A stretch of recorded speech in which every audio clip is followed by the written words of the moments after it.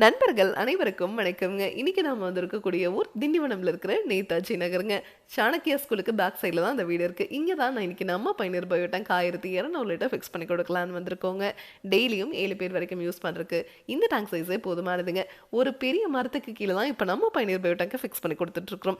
இதுவே நீங்க செங்கல் மணல் வச்சு செப்டிக் டேங்க் கட்டினாலும் சரிங்க, இல்ல பயோ டேங்கே பார்த்தீங்கன்னா கான்கிரீட்ல கிடைக்குது, பிவிசியில் கிடைக்குது, சிங்கிள் லேயர் எஃப்ஆர்பி மெட்டீரியல் கிடைக்குது.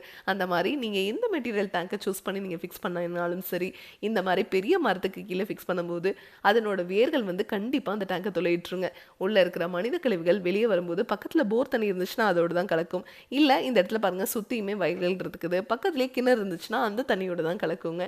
ஆனா நம்ம பயணியர் பயோ டேங்கை நம்ம ரிஜிட்டட் எஃப்ஆர்பி அப்படிங்கிற மெட்டீரியல் செஞ்சிருக்கிறதுனால இரும்பை விட இந்த டேங்க் உங்களுக்கு 5 மடங்கு உறுதியா இருக்குங்க.